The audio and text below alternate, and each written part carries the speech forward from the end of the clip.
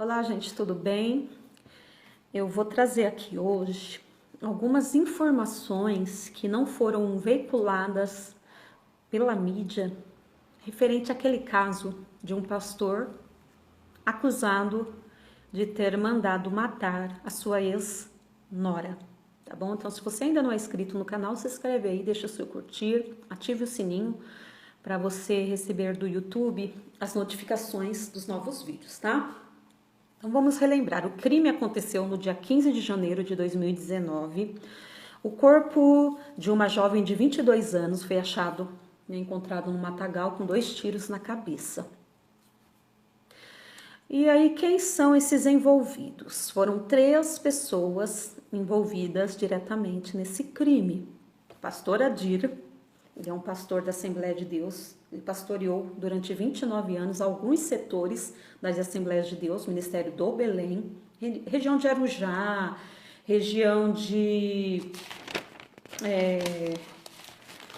Ferraz de Vasconcelos, São Caetano, Suzano. Ele foi copastor em Suzano por 15 anos e ele estava, na época do crime, em São Mateus, setor de São Mateus, extremo leste de São Paulo, periferia da zona leste de São Paulo. Ele estava pastoreando lá há quase 6 anos. Ele substituiu o pastor Severino Pedro, né, o pastor anterior que faleceu. Abraão, outro envolvido, co-réu no crime, sobrinho do pastor Adir, com várias passagens pela polícia, já chegou a ser preso, roubo, furto, as passagens na polícia, tá? Roubo, porte de arma, na verdade, receptação. E a outra pessoa, no caso, a vítima fatal, Mirelle. Mirelle foi casada com o filho do pastor Adir por 2 anos. O casal teve um filho. Quando o bebê estava com 2 meses, eles se separaram. Na época do crime, o casal estava separado há 6 meses. Bom, lembrando que o pastor Adir, ele é advogado de formação e possui doutorado em filosofia, tá? Ele é doutor em filosofia. Então vamos lá relembrar o que já foi veiculado aí na mídia, na época bastante, dia 15 de janeiro. O pastor Adir, na versão que ele deu para a polícia, falando assim, gente, esqueci de comentar com vocês, eu estou aqui com uma sentença de 1º grau do caso, tá? No Tribunal de Justiça do Estado de São Paulo, com a marca de Mogi das Cruzes, datada de 20 de março de 2020. Então, foram ouvidas 7 testemunhas, incluindo aí a mãe de Mirelle, o ex-marido, né, o caso filho do pastor Adir, o irmão dela, 2 policiais civis, o delegado. Então, são informações que eu tirei, tá bom? Dessa sentença de 1º grau. Vamos lá para o dia 15 de janeiro. Adir alega que agendou uma reunião no Tatuapé e quem deveria estar presente? Ele, seu sobrinho Abraão e sua ex-nora Mirelle. E qual a pauta dessa reunião? O que eles iriam discutir ali? Eles iriam discutir a questão de uma abertura de uma academia. Então, ele, que já possuía 2 carros no nome dele, alugou um veículo lá na localiza do Shopping Tatuapé para ir para essa reunião. Abraão, acredito que não tinha carro, porque ele pediu o carro emprestado por um conhecido do bairro, pagou R$50, alegando que ele precisava levar a mulher dele para uma entrevista de emprego. Mirelle, provavelmente morava com a mãe, alegou que tinha uma entrevista de emprego e chamou um motorista de aplicativo, né, da Uber, até com destino a Paz de Barros, que é uma avenida lá no Tatuapé. E ainda avisou a mãe que ficaria alguns dias fora, iria fazer uma viagem para treinamento, alegou alguma coisa assim. Tá? Isso foi na parte da manhã, do dia 15. Então foram para esse encontro, para essa suposta reunião. Chegando no Tatuapé, Abraão não apareceu, o sobrinho. Então Mirelle entrou no carro do pastor Adir e os 2 juntos foram até o posto de gasolina na Ayrton Senna, num restaurante. Chegando lá, se encontraram com Abraão. Aí conversa vai, conversa vem. Eles decidiram que eles iriam para Santa Isabel fazer a aquisição, a compra dos aparelhos para academia. Nesse ínterim, Mirelle, por algum acaso, ela tirou uma foto da comanda, constando o nome do restaurante e mandou pelo WhatsApp da mãe. Eu acredito que ela percebeu ali alguma coisa estranha. Em depoimento, o ex-marido dela, o filho do pastor Adir, que foi testemunha, ele achou estranho esse contato da ex-mulher dele com o pai dele. Ele não achou comum, não era uma coisa corriqueira. Mas ok. Então eles alegaram, eles conversaram ali um pouco e saíram e foram com destino a Santa Isabel.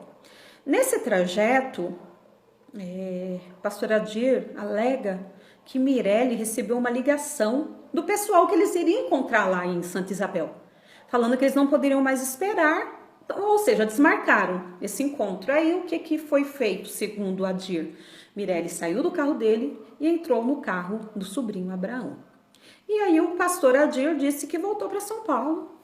E ok. E no outro dia, ele foi contatado pelo pai de Mirelle, que comunicou a ele que Mirelle havia sido encontrada morta, assassinada lá em Mogi das Cruzes. Tá? Então, assim que se deu a versão aí do pastor Adir. Ok. Então, vou voltar lá para a cena do crime. O delegado, a Polícia Civil ali recebeu a informação de um corpo encontrado numa região, no matagal ali em Mogi das Cruzes. Eles foram até lá e perceberam que era uma jovem, ela estava quente ainda, uma jovem sem nenhuma identificação.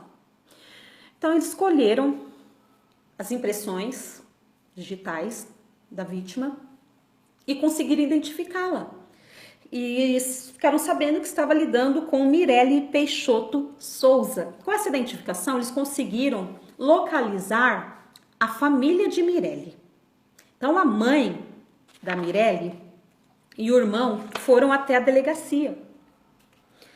E na delegacia, os investigadores conversando com eles, ela falou, minha filha saiu para uma entrevista de emprego, ela falou que ia ficar alguns dias fora. Eu penso que a mãe dela nem passou nada pela cabeça, porque a filha saiu e falou que ia ficar alguns dias fora, e era no mesmo dia, né, que o corpo foi encontrado, o dia que ela saiu de casa. E ela falou assim que minha filha tirou uma foto da comanda por onde ela passou. Então ela apresentou essa foto para o delegado ali, para os investigadores, e eles já prontamente localizaram o nome do restaurante que tinha na comanda ali na foto do WhatsApp e foram no outro dia fazer o levantamento das imagens, né, do circuito interno de segurança do restaurante e localizaram a Mirelle ali com uma pessoa, um senhor, segundo um dos policiais aqui no depoimento dele, disse que um senhor vestido de social. O que eles fizeram? Os investigadores entraram em contato novamente com a família e pediram para eles ir lá, né? E foram lá, mostraram as imagens para a família. E aí eles identificaram, esse daí é o Adir, é o ex-sogro dela, é o pastor. E aí perceberam pelo horário da saída deles do restaurante, do posto, e até quando o horário que encontraram o corpo dela, era um período muito próximo e o corpo dela estava quente, ou seja, fazia pouco tempo que ela tinha saído de lá. Então, chegaram à conclusão que os últimos que tiveram contato com Mirelle foi o pastor, né? O pastor Adir e o sobrinho dele, Abraão. O Abraão, depois que a polícia desvendou aí o mistério, o crime, fugiu, está foragido. O pastor Adir está preso. E o pastor Adir até tentou responder em liberdade, mas como assim foi um crime grave, né? Ele está preso. Então, no depoimento do irmão da Mirelle, ele fala, ele estranhou esse relacionamento. Se você assistiu a imagem da época, ela parecia bem à vontade ao lado do pastor Adir. Silvano, ok. Mas me fala uma coisa, por que que o pastor está sendo acusado de ter mandado matar a nora.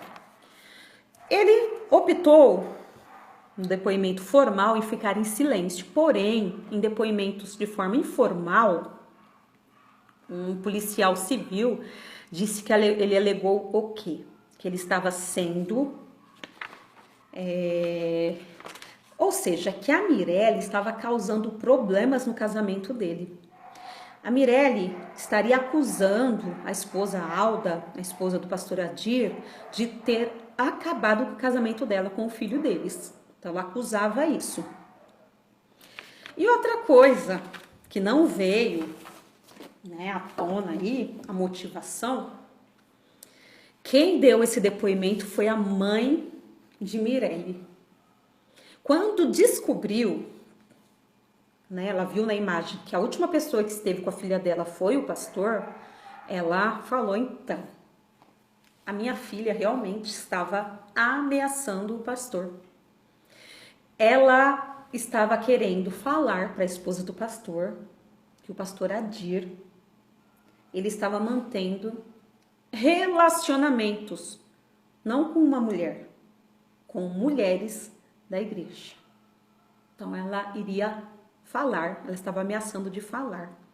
E não só falar para a esposa dele, ela teria agendado uma reunião com um representante da igreja. Quem que está acima do pastor setorial?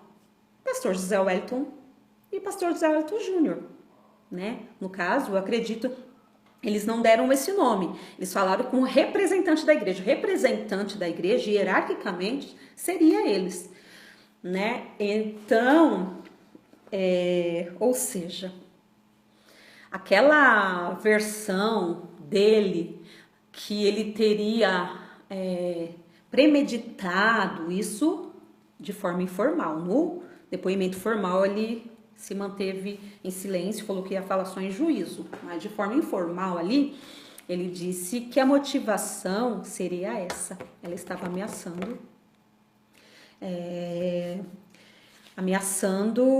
colocando o casamento dele em risco, mas não disse nada das mulheres. Quem disse das mulheres foi quem? A mãe de Mirelle.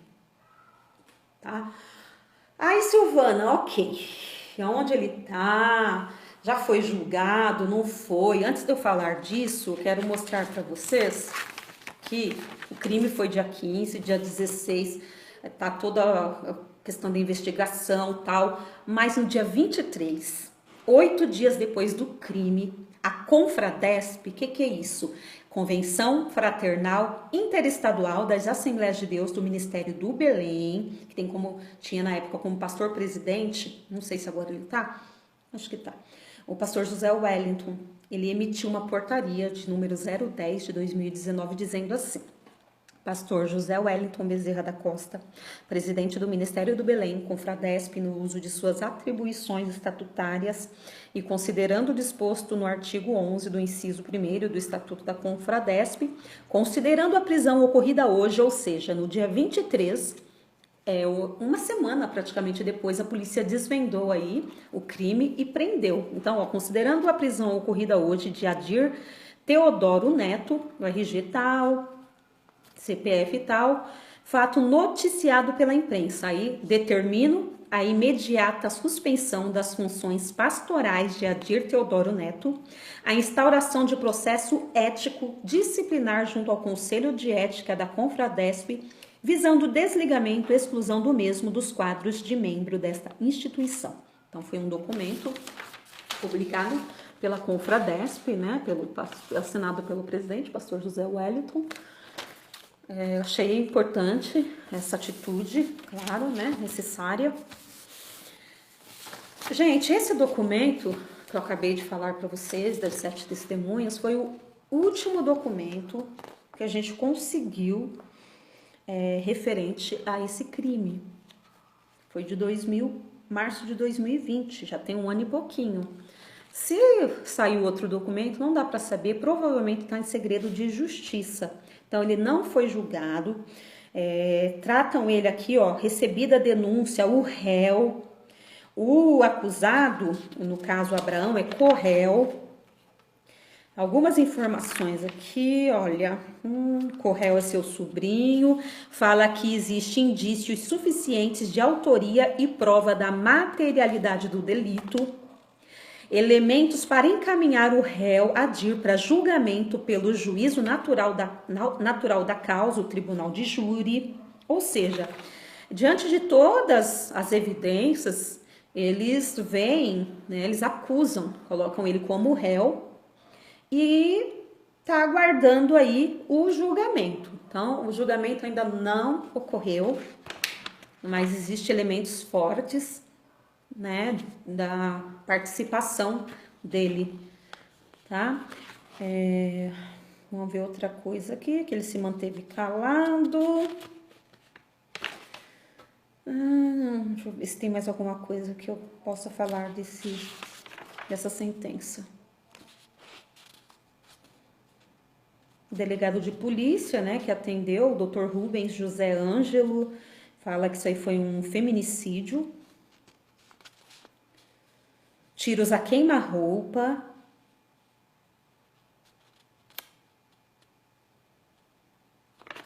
Vamos ver aqui.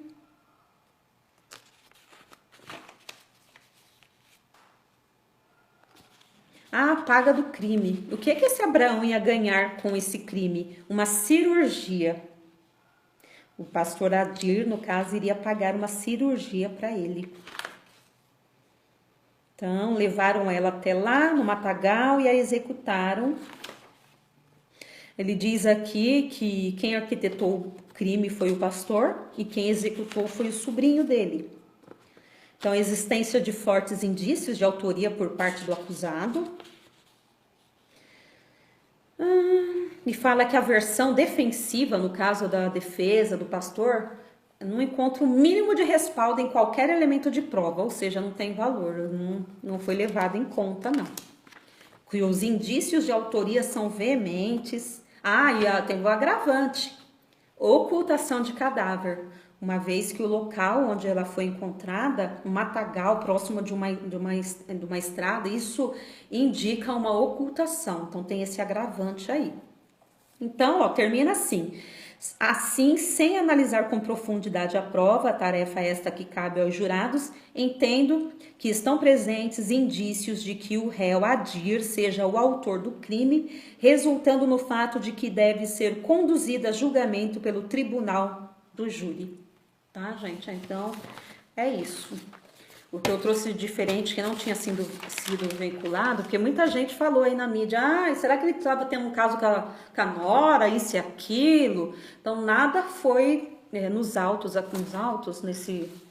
sentença, nada foi falado de relacionamento amoroso entre sogro e nora.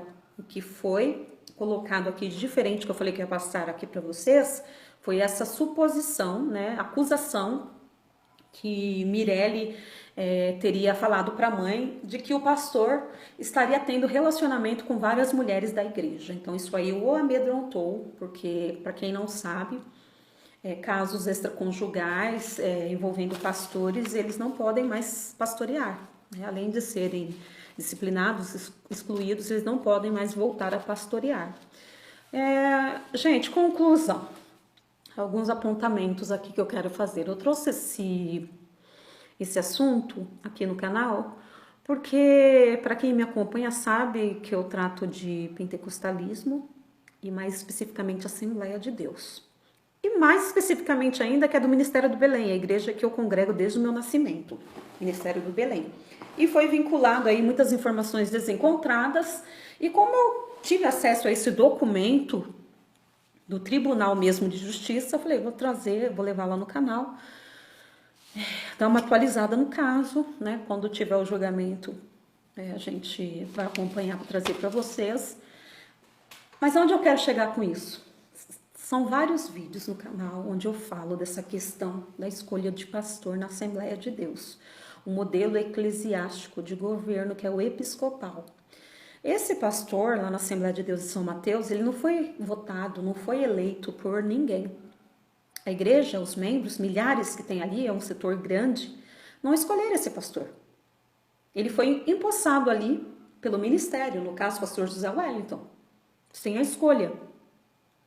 E quando ele leva esse pastor para dirigir no setor, ou qualquer outro pastor em outro setor, a igreja não tem um conhecimento prévio de quem irá, não sabe a vida pregressa dessa pessoa, regressa, não sabe nada da vida, os antecedentes, nada dessa pessoa. E no caso, ele tinha um bom currículo, mas não foi escolha do povo.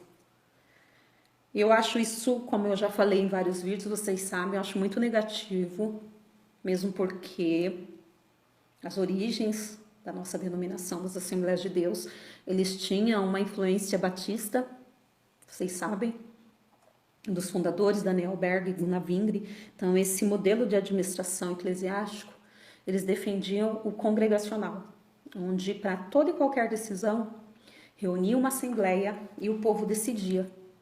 E com o passar dos anos, isso aí foi deixado de lado e eles foram aderindo a essa questão de episcopal, vem lá de cima. E uma outra questão, ele não estava exercendo mais outra função. Essa questão de academia, eu acredito que, primeiro que eu acho muito estranho, vai lá uma crítica, assim, pensando em Assembleia de Deus, né? O pastor tem tanto trabalho numa igreja, está pensando em abrir, em trabalhar fora, uma outra função. E academia, vaidade, corpo, narcisismo, nossa, não orna, né? Mas tudo bem. Eu fiz até um vídeo aqui no canal, tem aí, onde eu relacionei o caso da Flor de Lis com o dele. Onde o ministério tem mais valor do que uma vida. Por isso que eu relacionei os dois casos. Ele teria mandado matar a nora para não perder o casamento e para não perder a posição. Posição essa que faz bem, alimenta o ego dele, alimentava o ego dele e alimentava também a vida financeira, que era onde ele recebia salário. Isso vindo à tona, a Mirelle falando para a esposa dele, ia acabar o casamento dele e ele iria perder também o pastorado e um bom salário que eles ganham, fora as outras coisas, né? Presentes, influências. E ele achou que, né, como advogado, penso eu, que ele conseguiria executar um crime perfeito. Mas por algum motivo, a menina tirou aquela foto. Não há nada oculto que não seja revelado, né? Não adianta. Minha mãe sempre fala essa frase, esse versículo. E realmente, não adianta. Não existe nada que você faça em oculto que não venha à luz revelado. E isso aconteceu. Então fica aí mais um desabafo meu dessa questão de escolha de pastor. Porque se a igreja tivesse escolhido esse pastor e acontecido o que aconteceu, é uma coisa. Agora, acontecer isso, sendo que nem foi eles que escolheram, é outra coisa. Né? É um caso bem complicado para você que não é evangélico, tal, pode se escandalizar.